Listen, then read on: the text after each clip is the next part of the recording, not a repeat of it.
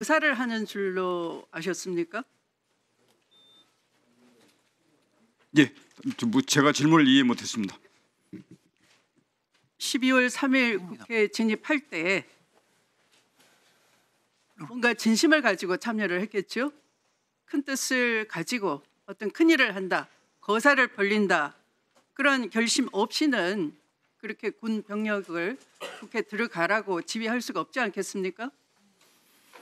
지금은 마음이 어떨지 모르지만 당시에는 그런 뜻이 있었겠죠. 저희는 최종 상태 목표를 해서 어떻게 하라고 지시하신 것이 아니고 정말 경황 없이 갔는데 국회 간 것이 외곽 시설을 확보하고 경계하라는 임무만 부여받고 갔기 때문에 그 이후 상황을 어떻게 할 것인지는 구체적으로 인식하지 못했습니다. 이보세요. 아까 그 사실대로 얘기하시겠다고 했잖아요. 예. 대한민국 국회가 열려 회의 중인데 어떤 곳입니까?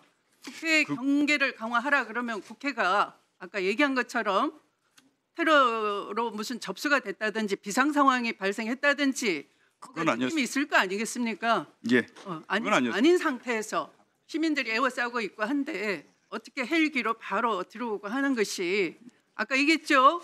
예. 헬기가 선회하고 있으니까 답답해했다고. 네. 그럼 그런 상황에 대한 판단을 할 거 아닙니까? 그렇습니다. 네. 그러면 이게 뭔가 큰 거사를 하고 있다, 그런 마음 없이는 들어오지 못하죠.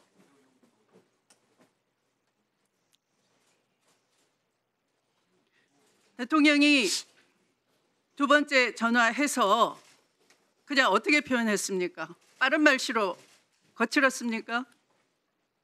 대통령이 우왕좌왕 생각이 없어 보였습니까? 그렇지는 않습니다.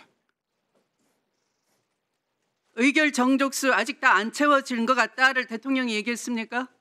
제가 그렇게 들었습니다. 빨리 문 부수고 들어가, 안에 있는 인원 다 끄집어내라 얘기했습니까? 그렇습니다. 그럴 때 뭐라고 답했습니까? 저는 그냥 그 말 듣고 알겠습니다만 했습니다. 이 상황을 언제 인지를 했습니까? 아까 12월 1일쯤 알았다고 하셨죠? 예, 12월 1일 날 안 사실은 뭡니까? 그 말씀드리겠습니다. 제가 오전까지는 12월 3일 TV를 보고 비상계엄령을 상황을 인식했다고 말씀을 드렸었는데 제가 받은 임무가 국회와 선관위, 민주당사, 여론조사꽃에서 6개였는데 그 6개에 대한 임무를 받은 시점이 일요일 12월 1일 정도 됐습니다. 그래서 그때는 기본적으로 그 6개 지역을 확보하라는 임무를 제가 유선 비화폰으로 받았습니다. 그래서 그 기간 중에 아까 말씀드렸듯이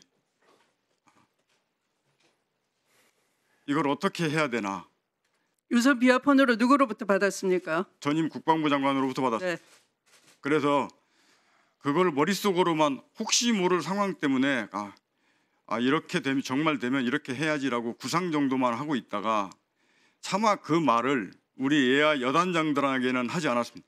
그 말을 하게 되면 우리 예하 여단장들도 혹시나 이미 그 상황을 미리 안 상태에서 문제가 생길 수 있기 때문에 말을 하지 않고 여단장들한테는 당일날 투입하면서 얘기를 했습니다.